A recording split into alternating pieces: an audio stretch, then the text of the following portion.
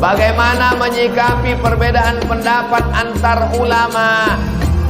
Kalau pendapat itu masih dalam koridor Ahlussunnah wal Jamaah, antara mazhab Maliki dengan Hanafi, Hanafi dengan Hambali, Hambali dengan Syafi'i, maka semuanya masih Ahlussunnah wal Jamaah. Bismillahirrahmanirrahim, mazhab Syafi'i. Sedangkan mazhab Hanafi dengan Hambali, bismillah nyesir. Alhamdulillahirabbil alamin. Sedangkan mazhab Maliki tidak pakai bismillah, langsung alhamdulillah. Allahu akbar. Alhamdulillahirabbil alamin. Tapi kalau di masyarakat itu mazhabnya Syafi'i, maka kita tidak boleh mazhab lain kita bawa, karena dikhawatirkan akan menimbulkan fitnah.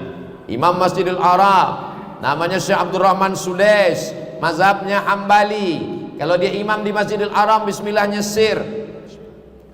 Alhamdulillahirabbil alamin, arrahmanirrahim. Tapi begitu beliau diminta jadi imam di Masjid Istiqlal, apa yang terjadi? Syekh Abdurrahman Sudais membaca bismillah jahar. Bismillahirrahmanirrahim. Heran semua orang. Kenapa Syekh Abdurrahman Sudais mazhabnya Hambali, di Istiqlal dia baca jahar? Karena dia tahu bahwa orang di Asia Tenggara mayoritasnya bermazhab Syafi'i. Kenapa tadi Ustaz Somad tidak mau jadi imam? Tak bisa rupanya Ustaz Abdul Somad jadi imam? Bisa. Bismillahirrahmanirrahim. Bisa. Kenapa Ustaz tidak mau maju ke depan? Saya tak tahu masjid ini bismillahnya sir atau jahar. Saya takut kehadiran saya merusak ukhuwah di antara. Maka saya serahkan. Ustaz maju ke depan. Maju imam. Subuh tadi Ustaz jadi imam, ya.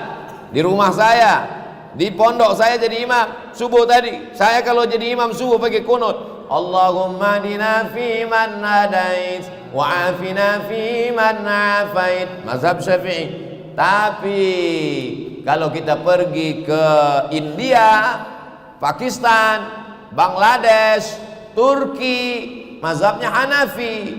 Mazhab Hanafi tidak pakai kunut. Kenapa di Masjidil Haram, Masjid Nabawi tak ada kunut? Karena sejak revolusi King Abdul Aziz 1924, Saudi Arabia memakai mazhab Hambali. Hambali tidak pakai kunut. Ustadz di Maroko 2 tahun, ya. Maroko itu mazhabnya apa? Maliki. Mazhab Maliki pakai kunut, pakai, tapi kunutnya sebelum rukuk. Bismillahirrahmanirrahim. Qul huwallahu ahadun Allahus samad lam yalid wa lam yulad wa lam yakul lahu kufuwan ahad. Sebelum rukuk baca kunut. Kunutnya enggak bunyi. Kunut silent. Nah, setelah baca kunut baru rukuk.